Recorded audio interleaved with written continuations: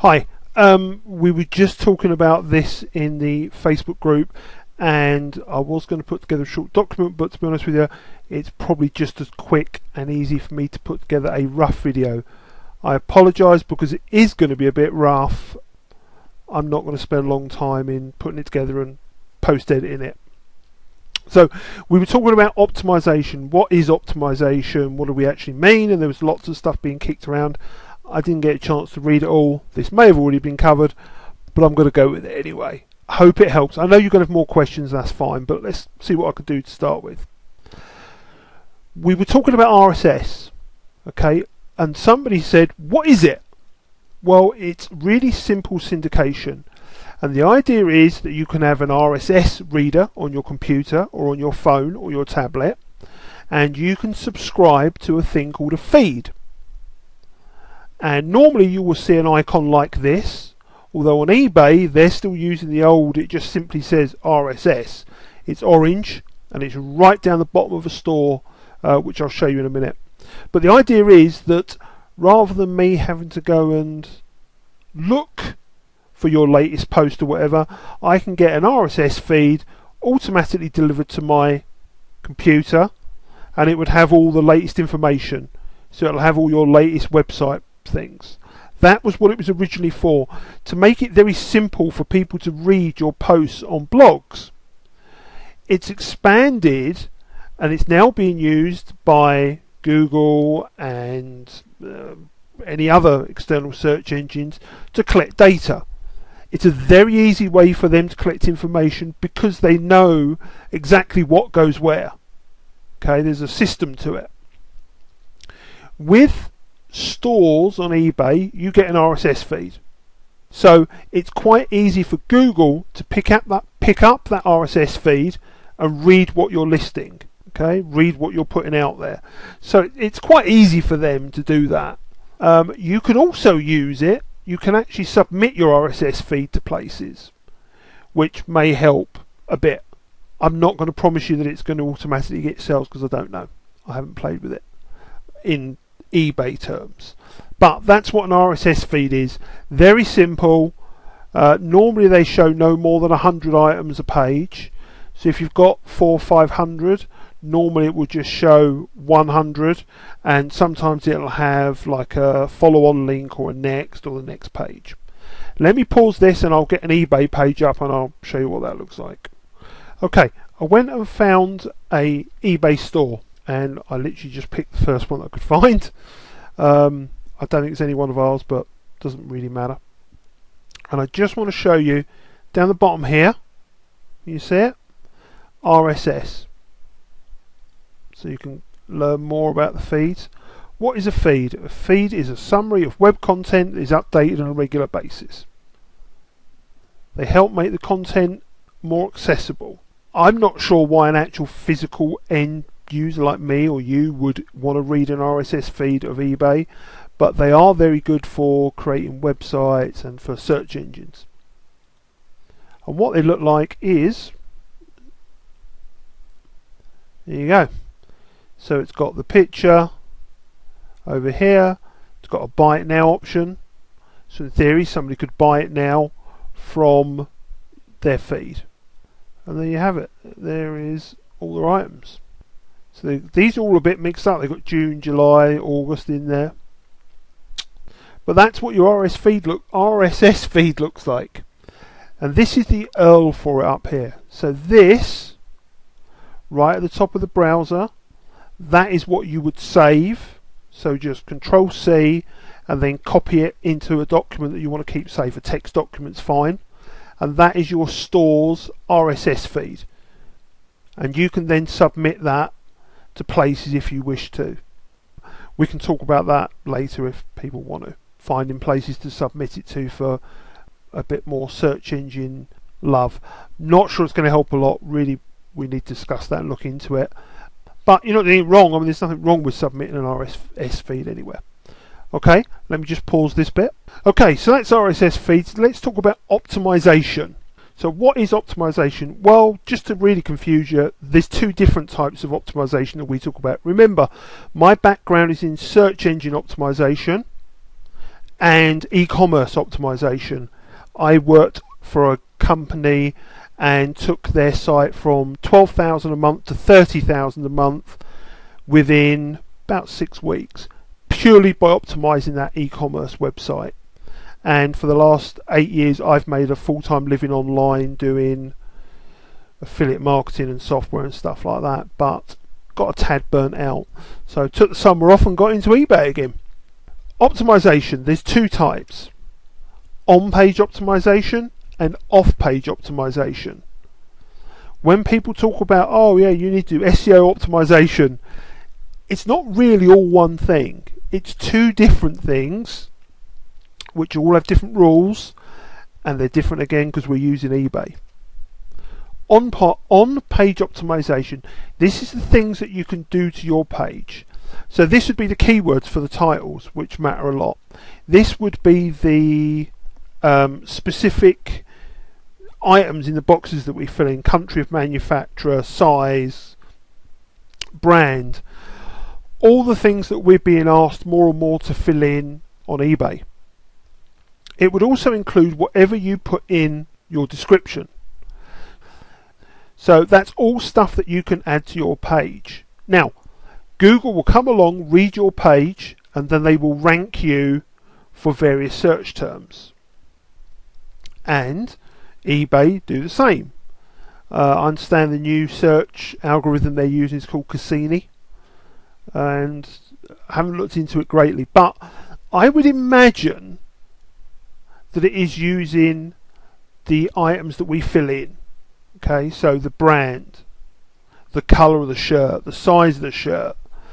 I would also not be surprised to hear that they give you extra points for having more than one image, for having a return policy.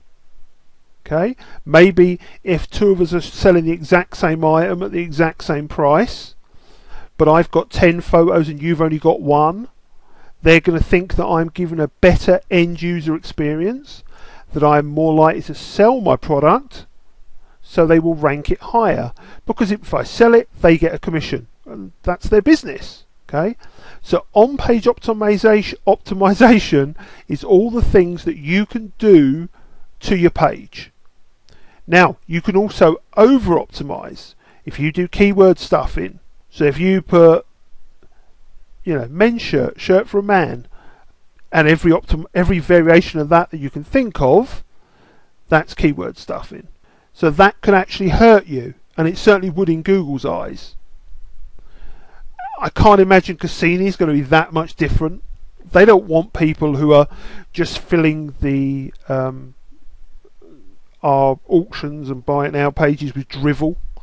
They want facts, they want to make it good for the end user, which means use the details that are relevant, include good pictures, good descriptions, make it easy for the search engine to work out what you're talking about, and that's it. Don't fill out with drivel.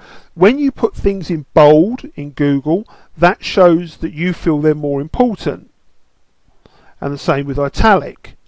So if you've put all your negative stuff in bold, as in we don't accept returns, you've only got 14 days to send it back to us, we don't want your stinky stuff back, they will think that you consider that to be more important than the item description.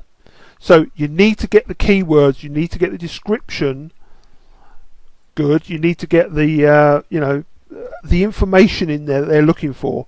They don't care about and, they don't care about the, they don't care about apostrophes, they don't care about they don't really care about your grammar. So that's on-page optimization. Man, I'm stuttering tonight. Off-page optimization. These are things that you can do in other places, pointing links towards your page, store, category. This would be Pinterest. When you pin your auction, that is an off-page optimization. Okay, you are doing something on a site other than eBay, hoping to get more traffic, hoping to get somebody to click through from Pinterest to your auction. With auctions, or even a buy it now, they last for 30 days, and Google are fast, but they're, once it's finished and it's gone. So in some ways, I think you should also be doing Pinterest and Facebook links to your store and to the categories within that store. So I'm going to have a category, when I open a store, I'll have a category for Hawaiian shirts. So what I'll do on Pinterest is I'll actually pin some of the images of some of the shirts that I've sold already, and I will point those at the category page. So I will link back to my Hawaiian shirt category in my store. I won't always link to my latest auctions because, you know, if it's only up there for 2 or 3 days, the search engines won't have time to index it and say, wow, Paul's awesome. And again, to the store, I would do a few links to the store. This is just to get Google coming round and spidering through my store. This means that they will send their little robot, their little spider, and it will go through and it will read all my ads. It will read all my auctions, all my buy it nows, everything else I've got going on. And hopefully it will index those and then present them when somebody goes looking for my items or an item that could be mine. So Scrabble.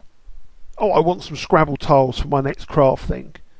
You know, I'm going to have a category in my store for Scrabble tiles, and I will, you know, do some links to that, and hopefully I'll rank for when somebody's looking for Scrabble tiles. Again, this is mainly for Google. I don't think that eBay would take any notice of external links. There would be no logical reason for them to do it, really. It would be internal that would matter to them. I haven't listened to any of Griff's radio shows yet. He may well cover all this, and I may be miles off. Okay, I'm not saying that I'm the be-all and end-all know-all, because I'm not. But I have worked in this kind of stuff for a long time, and am quite happy to dive in and start learning eBay's optimization secrets, if they are. I don't think really there's going to be any secrets. I think it's going to be give good information, laid out sensibly, decent pictures, return policy, feedback, and look how people search now.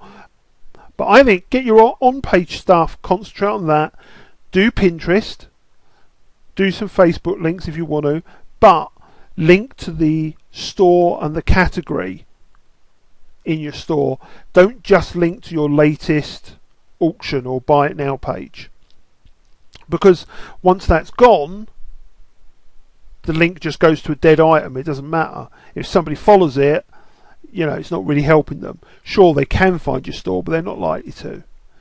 So if you link to the category for your crawl kits, somebody can then look through and go, oh, they've got hundreds of these crawl kits. Which one shall I buy? If you only link to one and that's already sold, the chances are they're just going to go backwards. They're not going to search for anything else. Okay, look, this is meant to be a short primer. I can go into all kinds of stuff about on-page optimization, and you don't want to over-optimize, okay? Don't keyword spam. Keeping internal traffic. So, you know, trying to get people to go to your store rather than straight to a auction. We can discuss that because they're more likely to look through, and I think they're more likely to buy something. Building email lists. Should you have your own e-commerce store as well, which you can do for $30 a month. I've used a couple of different ones which are $30 a month. You can do it for free, but the learning curve is horrendous. So to me, paying $30 a month makes a lot of sense if you've got a lot of items and you are consistently selling the same or similar items. I hope this helps. If we can put a document together if people find it easier. I know I've got a funny accent. I'm quite happy to dive in and help. I hope I haven't overstepped the boundaries with this video. I didn't check with Cindy first, maybe I should have done. No offence meant. And we're all in it together. Let's try and work this out so we can all increase our traffic and get sales and all go and join Jason in Vegas for some beer. Okay? Cheers!